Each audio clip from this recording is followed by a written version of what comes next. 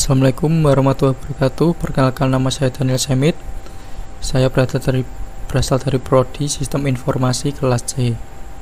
Nomor induk mahasiswa 2021-53095. Pada kesempatan kali ini saya akan mempresentasikan pada pertemuan ketiga, yaitu yang berjudul analisis dan pencatatan transaksi bisnis.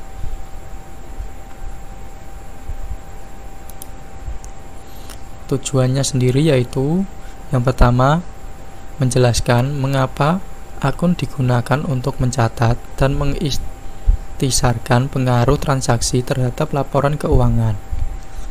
Kemudian yang kedua, menjelaskan karakteristik suatu akun. Yang ketiga, menjabarkan kaidah debit dan kredit serta saldo normal akun. Kemudian yang keempat, menganalisis dan mengikhtisarkan pengaruh transaksi terhadap laporan keuangan. Yang kelima, menyiapkan neraca saldo dan menjelaskan penggunaannya untuk menemukan kesalahan. Yang keenam, menemukan kesalahan dalam pencatatan transaksi dan mengoreksinya. Yang ketujuh, menggunakan analisis horizontal untuk membandingkan laporan keuangan dari periode yang berbeda. Lanjut. Setiap pos dalam laporan keuangan yang disebut akun dimasukkan dalam buku besar.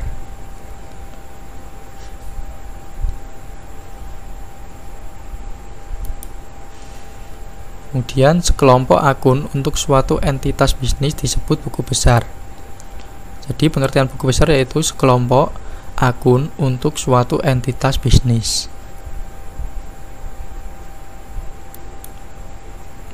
Daftar akun dalam buku besar disebut bagan akun. Jadi pengertian bagan akun sendiri yaitu daftar akun dalam buku besar.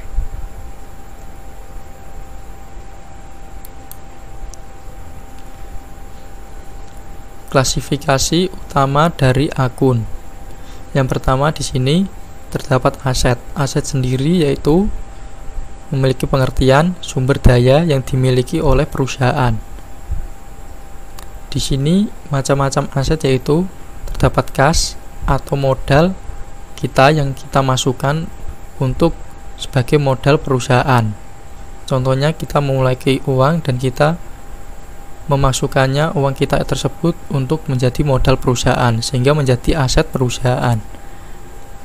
Kemudian terdapat aset perlengkapan. Aset perlengkapan yaitu misalnya seperti aset barang yang digunakan untuk kita menjalankan bisnis kita.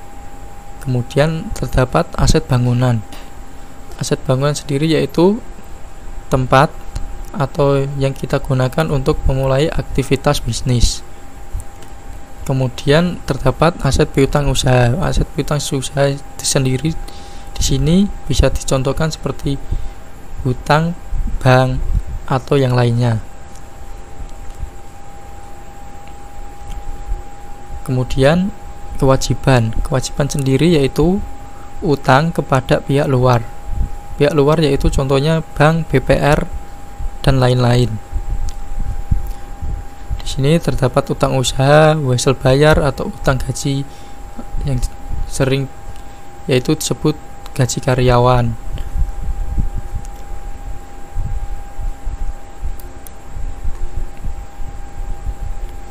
Kemudian klasifikasi utama dari akun. Yang pertama, ekuitas pemilik, yaitu hak pemilik atas aset perusahaan. Di sini dicontohkan modal Chris Clark, kemudian penarikan Chris Clark. Lalu di sini ada pendapatan, yaitu kenaikan ekuitas pemilik sebagai hasil dari menjual jasa atau produk. Di sini yaitu ada pendapatan jasa, kemudian ada pendapatan komisi. Pendapatan sendiri yaitu hasil dari penjualan produk kita yang sudah dikurangi dari biaya produksi, kemudian mendapatkan pendapatan. Kemudian di sini ada beban. Beban adalah penggunaan aset atau jasa untuk menghasilkan pendapatan. Jadi aset atau jasa yang kita gunakan ini untuk menghasilkan pendapatan disebut beban. Di sini terdapat beban sewa, beban gaji, dan beban utilitas. Untuk membantu Anda belajar, suatu akun dapat digambar menyerupai huruf T, yaitu huruf T sendiri yaitu ada sisi kiri dan sisi kanan. Misalnya seperti ini, akun T. Di sini terdapat sisi kiri dan sisi kanan. Di sini akun T sebagai judul, lalu sisi kiri merupakan debit dan sisi kanan yaitu sisi kredit. Ketika kita membuat jurnal, maka dibagi menjadi dua sisi, yaitu yang kiri sebagai sisi debit, dan sisi kanannya yaitu sisi kredit.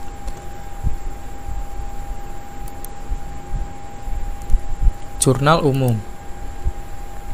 Di sini sisi debitnya yaitu terdapat 3.750, kemudian ada 4.300, lalu ada 2.900, sedangkan di sisi kreditnya yaitu 850, lalu 1.400, 700, dan 2.900. Menyimbangkan akun T. Pertama, jumlahkan sisi debit yaitu 3.750 ditambah 4.300, lalu ditambah 2.900 dan menghasilkan 10.950. Lalu jumlahkan sisi kredit. Di sini 850 ditambah 1.400 ditambah 700, lalu ditambahkan lagi dengan 2.900 dan menghasilkan 5.850.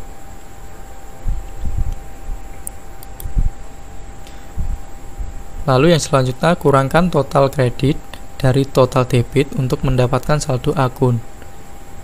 Jadi di sini kurangkan total kredit dan total debit sehingga menghasilkan 5.100. Ini bisa disebut sebagai laba perusahaan.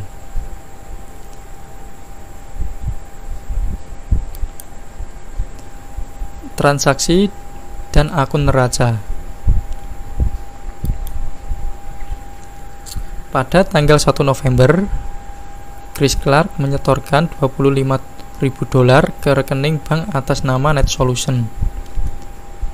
Pada jurnal di sini diketahui halaman jurnal 1, kemudian terdapat tanggal kita melakukan aktivitas bisnis yaitu tanggal 1 November.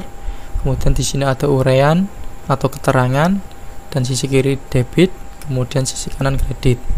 Perlu diketahui saat di sini uang $25.000 ini masih milik uang Chris Clark pribadi. Namun setelah disetorkan ke sini maka menjadi aset perusahaan Net Solution. Jadi pada tanggal 1 November kas perusahaan di debit bertambah $25.000, sedangkan modal Chris Clark atau uang Chris Clark berkurang menjadi $25.000 karena disetorkan atau menjadi aset perusahaan Net Solution.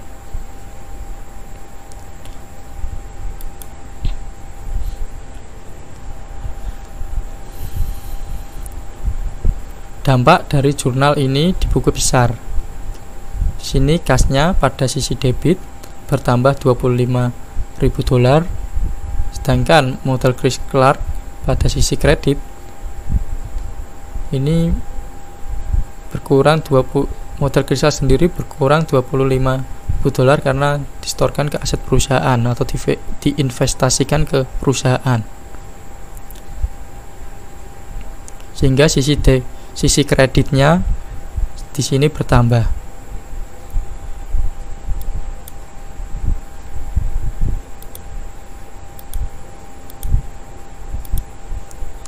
Kemudian pada tanggal 5 November Net Solution membeli tanah senilai $20.000 secara tunai. Di sini pada tanggal 5 November Net Solution membeli aset tanah, sehingga pada sisi debit tanah yaitu bertambah atau surplus $20.000, sedangkan kas Net Solution berkurang $20.000 sehingga masuk ke sisi kredit.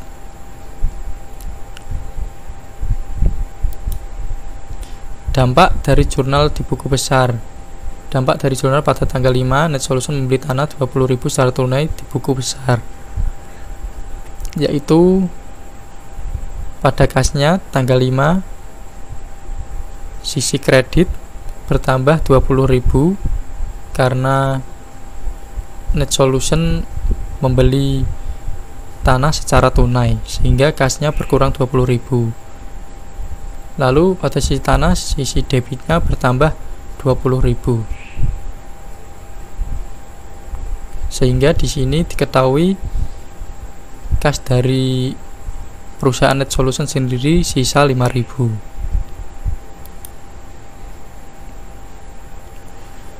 Kemudian pada tanggal 10 November Net Solution membeli perlengkapan secara kredit senilai $1.350. Karena membeli secara kredit pada tanggal 10, maka sisi debitnya bertambah $1.350. Sedangkan utang usahanya ditulis pada sisi kredit yaitu $1.350. Jadi utang usaha Net Solution ini bertambah $1.350 atau disebut Net Solution memiliki utang $1.350.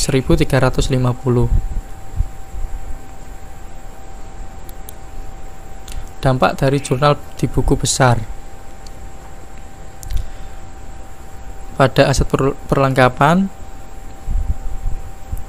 surplus pada sisi debit yaitu $1.350, sedangkan utang usahanya pada sisi kredit bertambah $1.350.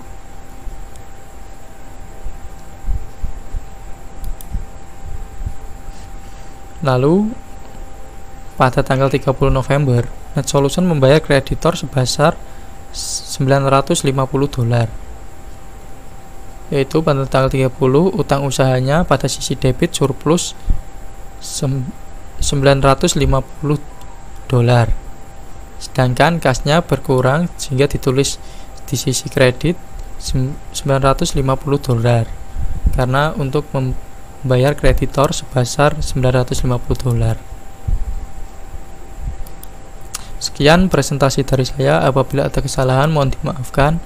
Wassalamualaikum warahmatullahi wabarakatuh.